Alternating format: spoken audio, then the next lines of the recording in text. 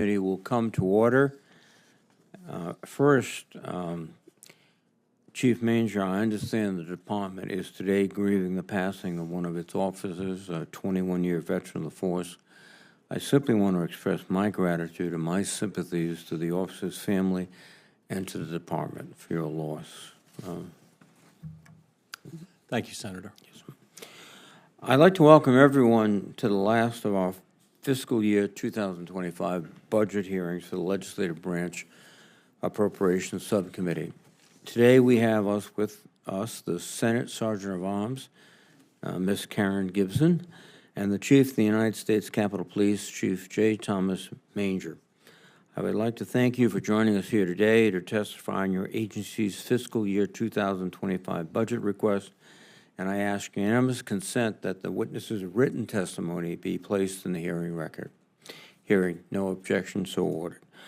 Let me begin by again thanking the women and men of your agencies for the work that they do every day to facilitate the work of the Senate. It is because of their work that the Senate is able to perform its constitutional responsibilities on behalf of the American people.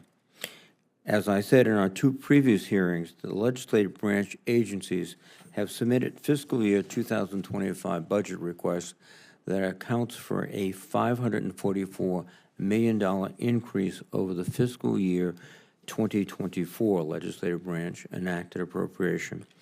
While we do not yet have subcommittee allocations, the Fiscal Responsibility Act of 2023 enacted strict levels for appropriations again in fiscal year 2025.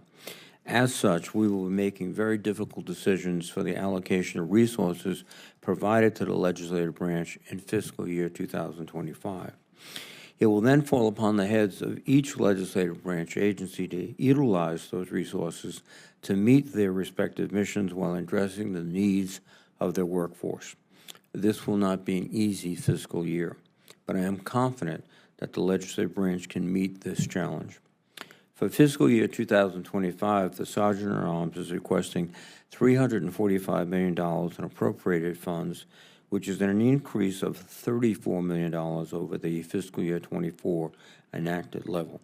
I would like to thank General Gibson and her team for finding additional efficiencies within the agency's budget requests, which has allowed for reduced funding requests. The requested increases provide funding for the annual cost of living adjustment related cost and locality pay, 17 new positions to support various Sergeant-at-Arms organizational elements, and salary adjustments for onboard personnel. Further, it provides funding for the Stars of Valor Fellowships program. The increase also provides for enhanced security, the continued modernization efforts within the organization, support for the Residential Security System program and state office security, and the continuation of cybersecurity enhancements. General Gibson, thank you again for all that you and your team do to support the Senate community. Today, we will also be reviewing the United States Capitol Police's fiscal year 2025 budget request. Before I would like to thank you, Chief Manger, and your team for all that you do to ensure the safety of the Capitol. It is a remarkable task, and you and your colleagues do it extremely well. Included in this year's department's budget request is a request for an appropriation of $906 million for the United States Capitol Police, which is an increase of $114.8 million from the FY24 enacted level. This is an increase in both the salaries and the general expense appropriations. This increase provides for the annualization of salaries for onboard personnel in fiscal year 2024, increased overtime for core mission and the upcoming presidential inauguration, funding for a new sworn and civilian set of positions, and the cost of living increase and other miscellaneous salary payments. The requested increase also provide for increased protective services support and protective intelligence capabilities, contractor support for information technology activities to include cybersecurity efforts, funding to support the continuation of the Contracted Security Guard program, technical and physical security equipment lifestyle replacement and upgrades, operational training programs, officer wellness initiatives, and various other non-personnel related costs. The department's request also supports 4 additional positions within the U.S. Capitol Police Office of Inspector General to address its expanding role, as well as a small increase in general expenses to maintain and enhance its operational capacity. As we continue to grow the department, it is important for us who also grow the capabilities of the Inspector General in order to keep pace with its oversight responsibilities. Additionally, the department's budget request includes $49 million to support various continuing of operations and continuity of government preparedness efforts. I look forward to hearing from both of our witnesses in today's hearing. Today, we'll also be joined by Senator Murray, the chair of the Senate Appropriations Committee. And now I will turn to the ranking member, my colleague, Senator Fisher, for any remarks she might have. Thank you, Mr. Chairman, and thank you, General Gibson and Chief Manger, for being with us this afternoon to discuss the fiscal year 2025 budget requests for your agencies. Before I begin, I also want to express my sincere condolences to the family and to the Department Chief Manger. You have our support during this difficult time. I want to thank the men and women of the U.S. Capitol Police and the Senate Sergeant-at-Arms for all the work they do to keep Congress, the Capitol campus, and state offices safe and secure. In recent years, the threat environment facing the legislative branch has increased significantly. I appreciate the work of both agencies to meet this evolving mission and security environment. As Chairman Reed has mentioned, we face a difficult fiscal year ahead. While we will do all we can to support your agencies and their mission requirements, it is important that every legislative branch agency be judicious stewards of their resources and achieve cost savings where possible. General Gibson, for fiscal year 2025, the SAA seeks a roughly 12% increase above last year's enacted level. The request includes funding for physical and cybersecurity initiatives and additional FTEs to support operations across the agency. In your testimony, I hope to hear how the SAA is implementing the significant resources provided in FY24, including hiring for the new personnel positions that were funded. Additionally, I look forward to hearing how the FY25 request will meet the security needs of the Senate. Chief Manger, the department is requesting $906 million, an increase of 14.5% above the fiscal year 2024 enacted level. The request includes new funding for congressional continuity of operations and an additional 118 funded FTE. I look forward to learning more about how the department's FY25 request plans to meet the increasing threat climate facing Congress. In this difficult fiscal environment, we will carefully consider the needs of all our security-related agencies and ensure their coordination and cooperation. I thank our witnesses again for being here today, and I look forward to your testimony. Thank you, Mr. Chairman. Thank you very much, Senator Fisher. And now I'll ask our witnesses, beginning with General Gibson, to give a brief opening statement of approximately 5 minutes to allow adequate time for questioning. Of course, the written testimony has already been made part of the record. General Gibson, you're recognized. Thank you, Senator. Chairman Reed, Ranking Member Fisher, and members of the subcommittee, I appreciate the opportunity to testify in support of the Sergeant-at-Arms fiscal year 25 budget request. I want to thank the subcommittees for supporting our initiatives, which have allowed us to improve security, modernize operations, and further enhance Senate services. Senate security is among my foremost responsibilities. In the wake of numerous disruptive demonstrations, both on and off campus, we've conducted extensive proactive outreach and education to Senate and committee offices. We provide security awareness briefings, advise on best practices for event planning, arrange security escorts, and streamline coordination to address unwanted visitors and disruptive groups.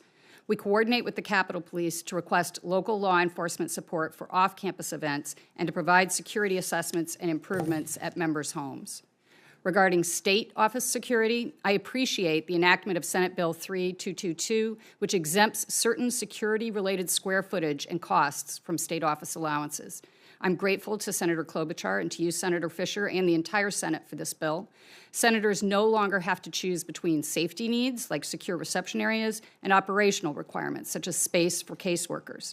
We've also expanded a program with the Federal Protective Service that allows federal security officers at commercial state offices, if requested, and our cabinet shop has designed an attractive, cost-effective, lockable cabinet to safely store state office IT and security equipment. We also work tirelessly to protect the Senate from increasingly sophisticated cyber threats, collaborating with the Capitol Police, the FBI, and others to identify, defend against, and mitigate critical cyber incidents.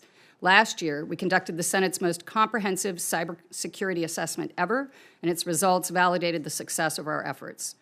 The Sergeant at Arms mission extends beyond security as we work to modernize services for the Senate community through efforts like the Digital Media Hub, which allows users to search and store official photos and order customizable prints all in one place, and a new learning center for online training tools and course registration and tracking. Our recording studio has fully implemented closed captioning for committee broadcasts and will soon roll out a program to provide QR codes to attendees at hearings so they can monitor a live stream of the hearing with closed captioning via smartphone. We plan to build an app for Senate staff to access Employee Assistance Program resources on the go, and will improve the flag ordering process through an online storefront and flag satellite office in Hart. We'll also modify the Senate Employment Bulletin so that job seekers can apply for positions through an automated interface that allows offices to search the applicant pool with modern tools. For FY25, we request $345 million and 1,054 positions to support senators, their staff, and constituents. We seek $5 million in no-year funding to continue the hearing room renovations that replace aging audiovisual equipment, $2.5 million for the Senate Residential Security Support Program, and $6.3 million for the Stars of Valor Fellowships Program to fund fellowships in Senate offices across the country for wounded or disabled veterans and Gold Star family members. Other specific requests include a $4 million increase for cybersecurity tools and contracts, $4.3 million for a human capital management system to automate workforce management processes, $1.5 million for the help desk IT contract, and $1.3 million to expand IT enterprise services. To ensure commonly used applications and services are backed up and archived, we request $1 million to host and support them on Reliant infrastructure with secure backup. Due to increasing prices for IT equipment and licenses, we also request $775,000 for the Economic Allocation Fund. On a similar note, we seek $3 million increase to address rising federal rent and construction costs, to harden state office reception areas, and to improve state office readiness. We seek $506,000 for an electronic gallery pass project and $600,000 to support the 60th presidential inauguration. Of the 17 additional positions requested, 4 support critical functions for the Chief Information Officer and 2 support implementation of a Senate Intern Resource Office. Other FTEs address security, operations, and human capital shortfalls. I remain deeply committed to supporting the needs of the Senate, as does my entire team. We are grateful to this committee for its support, and I'm thankful for the dedicated staff of the Sergeant at Arms and for ongoing collaboration with partners to keep the Senate secure and functioning efficiently. I thank you for the opportunity to testify on our FY25 budget request and look forward to your questions.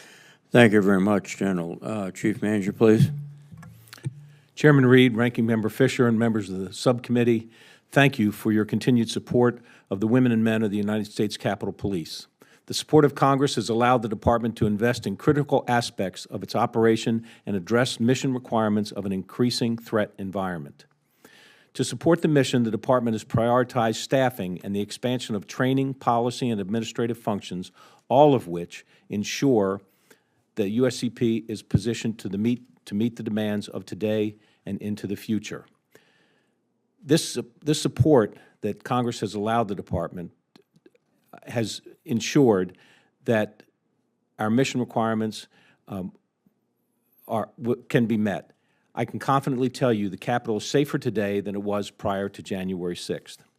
Specifically, our 2025 budget reflects the Department's 3 key budget drivers: protecting the Capitol complex, countering the increasing threat environment to ensure member safety, and bolstering recruitment and retention. Protecting the Capitol from threats, while at the same time protecting members, staff, and the public, is a complex operation that requires planning, coordination, and investment in physical and technical security. Thus, the 2025 budget request provides funding needed to invest in security planning, equipment, and technology upgrades. The Department's 2025 budget also includes a request for no-year funding to support the Congressional Continuity of Operations, or CCOOP. The major driver behind this request is the Department's need for an independent, in-house, and deployment capability to allow it to respond to changing environments. This funding will allow the Department to replicate the functions of the USCP Command Center at any CCOOP site to the fullest extent possible. Our country is in the midst of a historical rise in threats. Over the past year, we've seen a dangerous rise in acts of violence against members of Congress, their families, and staff.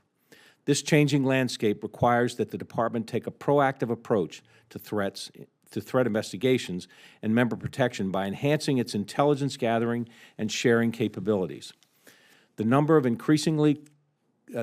and increasing complexity of threats against members requires the acquisition of a cutting-edge technology that can help the Department navigate the increasingly sophisticated climate of cyber universe that cyber universe provides to criminal actors. FY25 budget request is reflective of the Department's constant need to stay one step ahead of those who seek to do you harm. A significant focus for the Department centers on member safety in their home states and districts. With funding provided by Congress for the purpose of enhanced member protection, the Department created the Protective Intelligence Operations Center, or PIOC.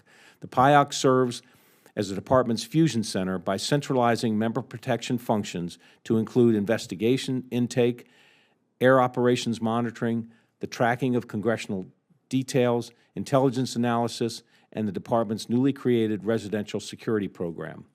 This new protection model will allow the Department to increase its ability to protect members whether they are here in D.C. or away from the Capitol complex. Thus, our 2025 budget request also focuses heavily on increases to both sworn and civilian staffing levels. We're requesting $642 million to fund salaries and benefits for 2,247 sworn employees and 583 civilian employees. This represents approximately 75% of the Department's total annual budget request. One of the most critical aspects in protecting the campus, members, staff, and visitors is our ability to utilize mutual aid from our law enforcement partners in the National Capital Region and throughout the country. This aid acts as a force multiplier for large-scale events at the Capitol or to assist in the protection of members and their families when outside of the Capital Region. Increasing the Department's ranks continues to be a key priority. Given the increasing numbers of threats, it's not surprising that the bulk of our staffing efforts are focused on continued expansion of the Department's Protective Services Bureau, or PSB, which includes the Dignitary Protection Division. With the support of Congress, the Department's staffing levels have increased, but we still have more to do, especially as we work to right-size the organization to curb overtime. There's more work to do, and we must do it within the context of a strategic, holistic, and deliberate strategy. Long-term strategies take time to develop and implement in a coordinated fashion. Working in close collaboration with Congress, I'm confident that our upward trajectory will continue. Thank you for the opportunity to appear before you today, and I look forward to your questions. Well, thank you very much, Chief and General. Our first question, which I pose to all of our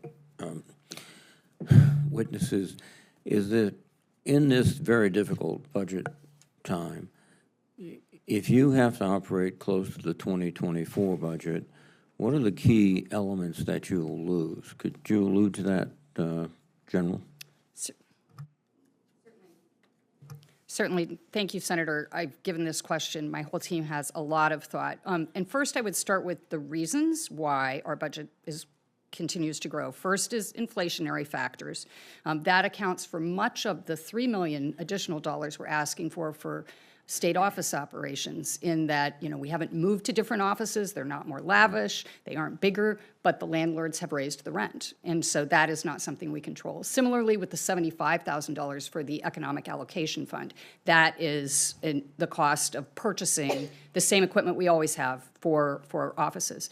And even the COLA, the Senate authorized cost of living allowance, is in effect part of that reflects that inflation. Another one would be new programs that we've begun. Last year, the Residential Security Support Program. This year, $6.3 million for the Stars of Valor Fellowship Program. A third reason would be numerous modernization projects. I could list a number of those. And then the other one, and really this is a key driver that we should discuss separately in greater detail, is the costs associated with operating in the digital domain. While we may be recording votes by pencil in the chamber, the demand and reliance on data elsewhere is booming, and the costs of managing, storing, and securing data are going up for a broad number of reasons, particularly when you operate in the unique way that the Senate does. And I'd like to explore that separately with the committee. So what we would do if we had a flatline budget, first we would institute a hiring freeze. I would inform Sergeant at Arms employees not to expect probably a cost of living allowance in '25. I think we could look at some of those new projects or modernization efforts and either postpone them or downscale them. Hearing room renovations could be slowed. We could slow the pace of the Valor fellowships. We could postpone things like electronic gallery passes. And then the two other areas would be accepting greater risk in certain, particularly for cybersecurity, or changing some of our standard ways of operating, specifically related to the way we retain, store, or secure data. Before making any of those changes, I would consult with this committee, with the Committee on Rules and Administration, and with the bipartisan leadership. And I think that would be a very useful conversation for us to have, regardless of the budget outcome. Thank you, General. Chief, the same question. If you have a flatline budget, what do you have to sacrifice? So we've made tremendous strides over the last 3 years in terms of addressing the deficiencies, the shortcomings, the failures that were identified after January 6th. And much of that required additional staffing, certainly a recognition that just staffing to fill the number of posts that we might have around the complex is not going to help us in terms of the increasing workload due to threats. You look at the number of demonstrations that we're handling and that sort of thing. So I think that if we were not able to get the additional resources that we're asking for, we would have to go back to just making sure we were just staffing all the necessary posts. But some of the advances that we've made in terms of our response capability to demonstrations, to a lot of the large events that occur in and around the Capitol, we'd go back to having to hold officers over, pull them off posts, backfill with overtime, which was the model for many years here. And we've tried to get away from that for a number of reasons, but we would go back to more of that model. But I think that what would be most frustrating is that I've talked for the last couple of years, and I think the committee's aware of the increase in the number of threats that we're dealing with today compared to 4 or 5 years ago. And it shows no sign of abating. And so our ability to address those threats, investigate those threats, provide additional security, safety and security for staff, for members, for the district staffs out across the country would be halted. And because this is much of what we're asking for in this budget is directly related to member security and safety with regard to those threats. So, and I think that we would continue to struggle to keep up with the workload because we would not have the additional staffing that we need to really investigate those cases the way we would like to. Thank you. General, the Chief Information Officer of your office is using the ServiceNow governance, risk, and compliance module to automate identification. You talked about the need for much more sophisticated cyber operations. How is this implementation going? That implementation, Senator, is going well. We've been pleased. ServiceNow is a top-tier industrial product that's used across many sectors of the economy. It's modern and it's secure. It allows for improved business processes and office productivity. It's faster deployment of technical services and ability to scale quickly. It provides us with useful trends that allow us to allocate resources as we need for issues that pop up on our networks. And we currently also use it for the IT service management, or otherwise known as the help desk. Some of this budget request for FY25 is to migrate a number of other discrete, kind of bespoke, disconnected platforms across the Senate to a platform like ServiceNow, and we think that will serve us well.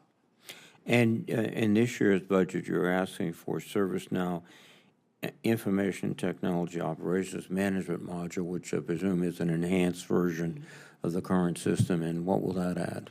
So what we would like to do is migrate three principal things that people currently access elsewhere. One is CAP4, which is how offices ask for items for offices, keys, furniture, special cleaning services. They need a room rearranged.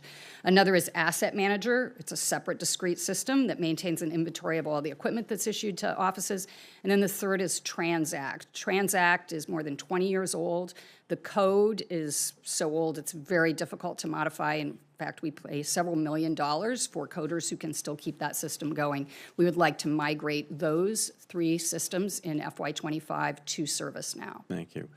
Well, as someone who studied BASIC at West Point, maybe I could qualify for your new... Senator, we are always hiring. Thank you. Thank you. It's nice in my... Senator Fisher, please. Thank you, Mr. Chairman. I have a question for both of you to begin, please. In FY24, the Legislative Branch Act provided significant increases to both the agencies for expenses, salary, hiring new personnel. As we know, the bill came halfway through the fiscal year, giving you limited time to implement those increases. I want to hear how executing the FY24 funding increases, how that's going, particularly how the pace of hiring the newly funded FTE positions is progressing.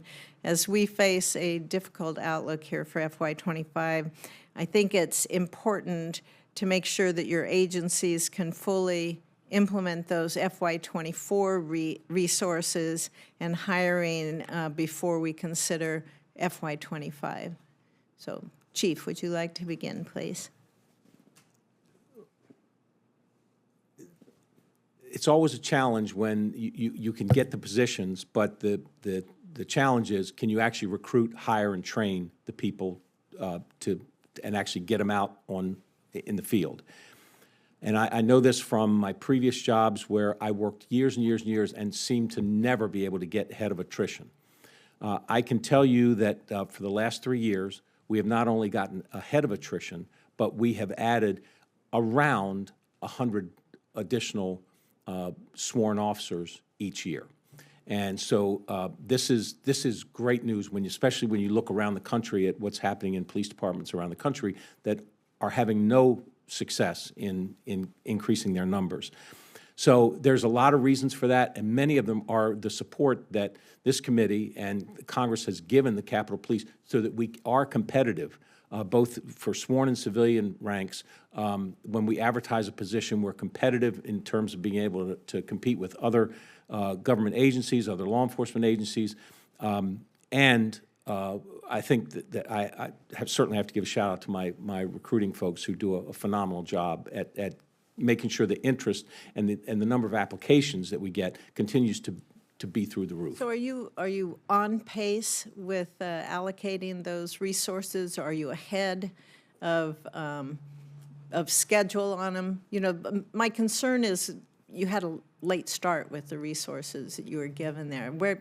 Where are you on that? Do you feel pretty comfortable with how it's going? Yes, I do. And in fact, we were looking at this year. You know, we're doing an academy class every month, and we looked at this year and actually had to make sure that we weren't running over our allocation.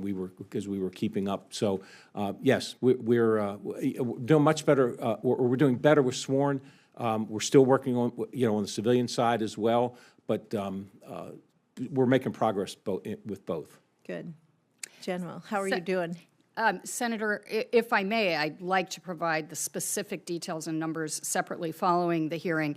I can tell you in some ways, areas we've done well, and then one area specifically remains a challenge. So 5 additional positions for the Residential Security Support Program. We've been able to fill our positions and have executed that.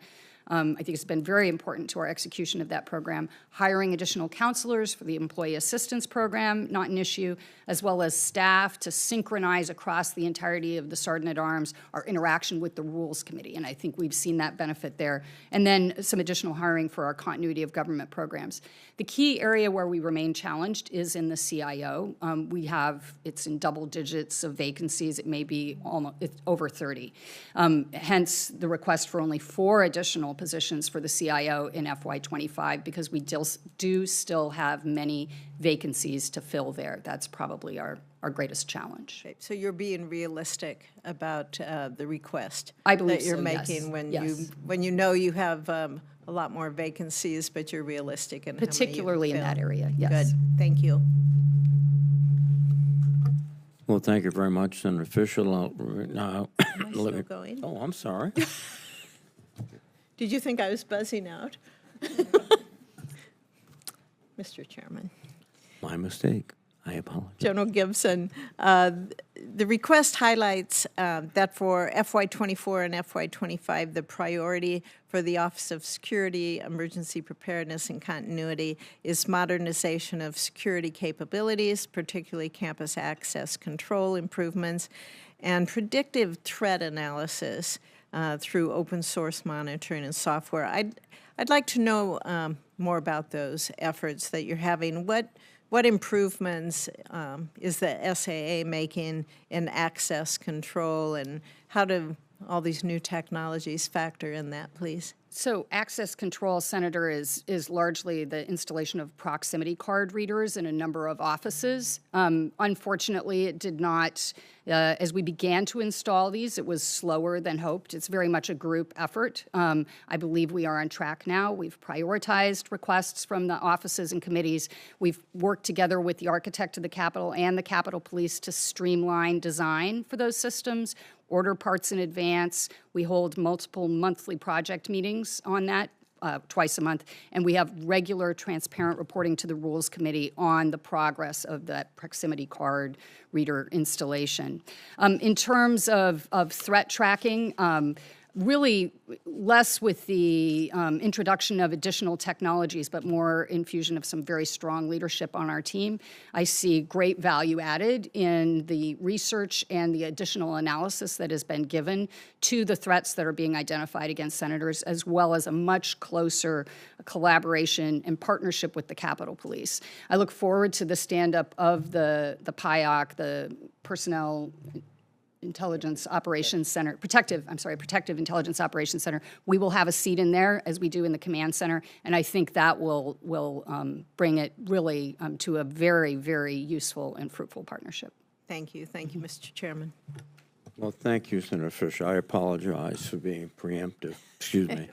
Let me recognize Chairman Maury, please. Thank you, Chair Reed. This hearing is really important because the Office of the Senate Sergeant-at-Arms and the Capitol Police do work that is absolutely critical to every single one of us on this committee. Sergeant Gibson, Chief Manger, I want to thank both of you and all of your teams for all that you do. Every member, every staffer, every visitor here in our nation's capital owes you a huge debt of gratitude for keeping this place running and keeping it safe. So it's important to me, the work you do and the sacrifices your team make never go unacknowledged or get taken for granted. At every hour, whether it's weekends, holidays, every single day, members of the Capitol Police are here, making sure we have security of the nation's capital, and we all probably walked by several of them as we came here. So I want both of you to know that I think I speak for all of our colleagues when I say we are incredibly grateful for the work you do, and I want to make sure we get you the resources that you need in the year ahead. And before I do get to my questions, I do understand that you lost an officer this morning. Echoing my colleagues from earlier, I want to extend my condolences to the officer's family and to your entire department. Chief Manger, let me start with you. The department has worked really hard to recruit and train and deploy the necessary personnel to address the increased mission requirements resulting from the current threat environment towards Congress. Do you have sufficient personnel to support the Dignitary Protection Division and meet your operational mission without burning out your current protective agents? In a word, no. That was one of the priorities in the last couple of years, to ensure that we increase the staffing in our Dignitary Protection Division. The demand has increased, and in fact, the model in which we provide protection needed to be enhanced as well for a number of reasons. I know that we have officers that work double shifts routinely. We have to stop that. It's not healthy for the officers. And it's not really a healthy way for us to schedule people, knowing that people have to work the amount of overtime that some of these agents have to work. So that you'll see in the FY25 year budget requests for additional personnel, as you saw in FY24, and I think that's one of the priorities for us. Critical. And you answered Senator Fisher on recruitment. How's recruitment going for that? Is it that you need the additional slots, or is it the recruitment? Or both? We need the additional slots, and in addition to the recruiting on just the uniformed services side, where you get a lot of uniformed services officers that want to move into that career opportunity and work DPD. We're also instituting another strategy where we are hiring people straight into to be dignitary protection agents. And so we've got both of those strategies to try and ensure that we are recruiting. And how is recruitment going on that? It's going okay. That was just started. I think we've only gotten one class through so far of the folks that we hired directly to DPD. So it's something that we just started. And if we get the positions, I think we'll have no trouble finding folks that either want to come directly in, or folks that, some of these younger officers who are looking to become special agents and work in DPD. Okay. With the increased threat levels that we're seeing, how are things going with the enhancement of the department's protective intelligence capability? It's going well. It's just trying to keep up with the caseload, and I think what we have in place is working, but it's the volume that we've got to address. And so we've got good folks, good training. I think with the partnership with the folks in our Intelligence Bureau, working with our Investigations Division, that we've got a good system. We just need more people, and that's the reason for the request in the FY25 budget. Okay, and Sergeant Gibson, the SSA requested 2 full-time equivalent positions to support the Senate Intern Resource Office. How will this office actually support Senate interns while also maintaining the independence of Senate employing offices? Certainly. Thank you, Senator, for that question. That this office would be intended to complement that and certainly not in any way be redundant or duplicative or competitive. Our intent would be, in partnership with the Secretary of the Senate, to promulgate best practices, share best practices for hiring, which may be shared now and certainly I'm sure are on an informal basis, to provide a handbook, guidance, training, support, and assistance to interns regarding their working environment, to connect with offices on the use of funding rules and regulations for internships to ensure those are commonly understood and followed, and to coordinate and facilitate a variety of seminars and programs that could be kind of standardized across the various Senate offices so that there are certain things, perhaps special tours that are offered, or climbing to the top of the dome, or meeting with other, perhaps the parliamentarian's office, where interns could learn about the Senate as an institution, and we would work together to make that available to interns of every office and committee. Okay, thank you. And Sergeant Gibson, let me ask you about the residential security system program. It's an important part, I know, of this multi-layered security plan for senators and their families. How is the implementation of that going? I think it's going well, Senator. Thank you. We've obligated and expensed approximately $4 million since the May 23 budget passed. We have 19 signed memorandums of understanding with 19 senators. We've completed installation. So we are seeing increased use. Oh, yes, yes. And I think also I'd highlight we've had in the last 5 years, 122 residential security assessments of senators. So, considering that there are probably 190, 185 Senate, if you count Washington and home state, 122 of those, together with the Capitol Police, have had residential security assessments. And are you confident that the requested funding level is sufficient to support the requests that you're getting for this? It has been thus far. I think if every senator, requested or signed a memorandum of understanding for their home, we might need to seek additional funding, but to date, it's been adequate. Okay, thank you. And thank you, Mr. Chairman. And I think it is really critical that we all understand the importance of making sure this committee has the resources it needs for the personnel. So thank you. Thank you very much, Madam Chairman. Senator Van Hollen, please. Thank you, Mr. Chairman, and thank both of you for your service and your testimony. And Chief Manger, I'm sorry about the loss of one of your officers recently. And for those of my colleagues who don't know this, Chief Manger at one point was the chief of police in Montgomery County, Maryland, my home county, and we were very glad to share him with the United States Congress. Thank you for all your work. And to Sergeant at Arms Gibson, thank you as well. So my question is to really both of you in turn, which is, we are at a very polarized time in our country politically. We all witnessed the attacks on the Capitol of January 6, 2001. We don't know what the outcome of the November elections will be, but what we do know is we should be prepared for anything. So what are each of your offices doing to prepare for the inauguration? And what are each of your offices doing to prepare for whatever day it is that we count the ballots? Maybe starting with you, Chief Manger. So we've spent the last 3.5 years preparing for the election, the next January 6th or whenever we count the ballots, and the next inauguration. And I will tell you with confidence that we are prepared for those. We still have work to do in terms of building a model that can be sustained for years to come, but we are ready for these events upcoming.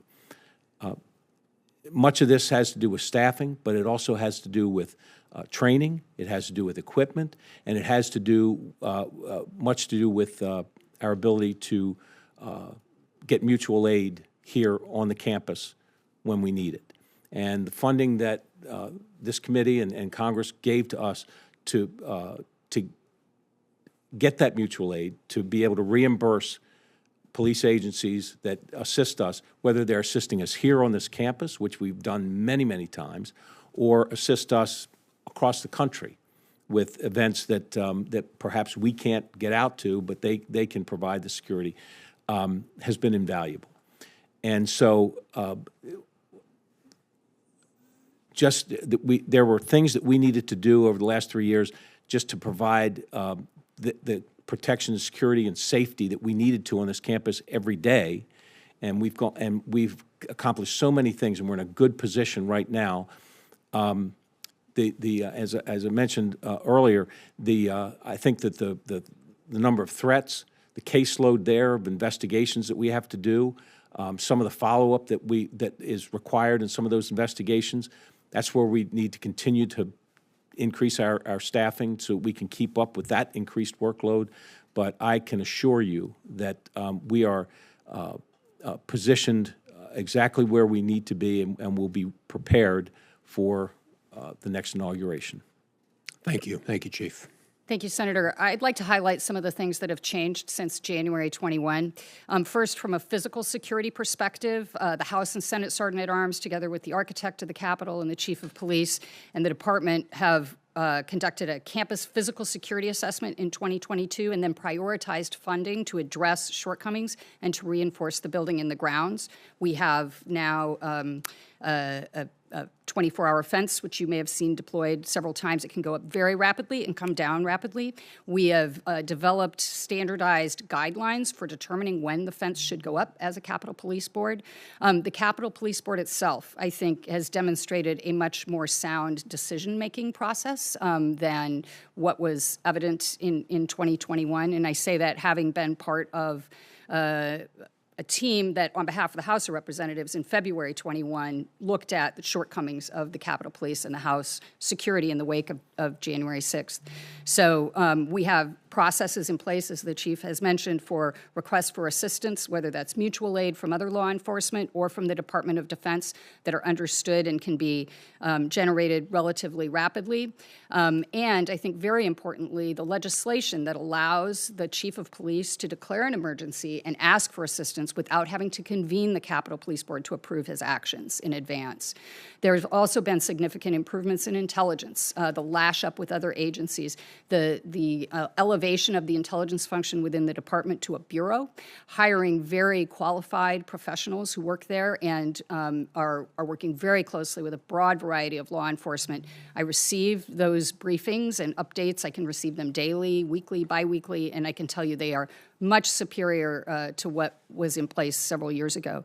From a Sergeant at Arms perspective, we've increased our ability to have situational understanding and awareness of what's happening. Today I was at a meeting this morning off campus, and I was receiving on my phone in near real time updates on what was happening at the suspicious package that was delivered at the RNC headquarters just south of the Capitol. We also have an ability to communicate that and have refined our systems after a couple of hiccups with our ability to communicate what's happening to the community from a security perspective. We've also hired more counselors for our employee assistance program, trauma-informed counselors to instill a greater sense of psychological safety on the part of staff some of whom were quite shaken on that day. So we're strengthening our mental readiness. The department has put in place some very standardized, structured, and disciplined event planning processes and teams, and we participate in that. We are committed to a robust planning process for January 6th and for the inauguration, and are already having discussions with Secret Service, FBI, and others about what's expected on those days. Well, thank you both. That's reassuring. I do want to say something about the mutual aid because it's a reminder that not only were Capitol Hill police attacked on that day, so were police from the District of Columbia and other places. And I'm glad we're getting more prepared on the issue of the fence. I want to thank you and the Sergeant of Arms office for working with me and former Senator Blunt and others. We were very opposed to having a fence that was create a fortress-like atmosphere because we want the Capitol to be open, but we also want to make sure that when necessary, we had the means to put in those barriers. So thank you for working on that. And on your internship program, I'm glad you're putting that together as someone who was very instrumental in creating the Senate paid internship program. We look forward to working with you in your office on that. Thank you, Senator. Thank you. Thank you very much, Senator Van Hollen. Let me ask a few more questions and then recognize Senator Fisher. Chief, one of the issues that's always been prevalent over the last several years is the excess overtime you have to charge. Can you give us a sense of whether we're retaining and hiring enough personnel so that overtime is not such a critical issue? It's getting better. We still have a ways to go. Not that anyone wants a history lesson, but the Capitol Police was chronically understaffed for many, many years. And so we're getting to a point, and I can tell you on the uniform, especially on the uniform services side, we are now doing things that the way they should have been done for a long time. I mean, we're not having to pull an officer off a post every time a demonstration occurs, every time something occurs on the plaza. We have folks that are able to be first responders to events without having to pull people off posts and then backfill them with overtime. So it's improving. But the reason that I keep asking for additional positions, especially on the protection services side, is because we are understaffed on DPD. We don't have we're still making people work double shifts, and the overtime is still much higher than it should be for an agency to keep their officers well rested and healthy. So as we continue to add agents that are doing threat investigations, as we continue to add agents that are being for dignitary protection, you'll see the overtime demands go down in those bureaus as well. Very good. I believe, and I might be in error, that at one time you coordinate with local police for dignitary protection when an individual member is in their home district or elsewhere. Is that still the case? We still do have memorandums of understanding with departments across the country to assist us when needed to provide protection, whether it's threat-based or whether it's a member who has a detail. Right. General, one of the issues you mentioned is the Employee Assistance Program as a critical resource, and you also alluded to the mobile application. Could you amplify what you mean by that and Certainly. how critical it is? Thank you, Senator. So we've seen nothing but an increase in demand for the services of EAP. It is a tremendous way to improve the overall health and wellness of the workforce. We've expanded our staff considerably, and we now expand the hours when appointments can be made from 8 in the morning to 9 p.m. Eastern Standard Time. These are considerable investments. They're very worthy investments. We think they improve productivity of offices and they help with employee retention because many staff feel very stressed, whether it's from the work environment here at the Capitol or in a state office where you're confronting perhaps, very disgruntled, unhappy constituents, or just, the stress of life itself. And having a resource like that can make the difference between choosing to continue serving the Senate or saying this is too much, I got to find another place to work. And then the office is faced with hiring and training a new person to perform that same work. So why an app on top of all of that? One thing, even though 99% of the offices have had someone in the last year who uses Employee Assistance Program resources, it's really important still to increase the availability of the resources at any time and to lower any sense of stigma that might be felt for seeking that kind of assistance. Lowering those barriers, we could do that by increasing the accessibility and access to information, making it available on a phone, providing some early intervention apps, perhaps some health assessment tools, boost employee engagement, track personal wellness. There are a variety of things that we think we can do that will both, again, lower that barrier to access and decrease the stigma where it may still be felt, that will enable employees to have that kind of access at any time. So if an employer feels particularly stressed, they can get on the app and be connected to a counselor quickly? Potentially, I think if it was a real emergency, but I think, we've not worked out the finer points of what would be available on that. I think it would be, perhaps some meditation tools, resources that you could go, here's who to call for this, here's who to call for that if it really is an emergency. Very good. Thank you. Senator Fisher, please. Thank you, Mr. Chairman. General Gibson, as you know, the Rules Committee has now released the regulations for the fellowship programs for our wounded and disabled veterans and Gold Star family members. Congress provided SAA with $6.3 million to set up the program. These are really, I think, important fellowship programs. The fellows and the Senate as a whole are going to benefit from them.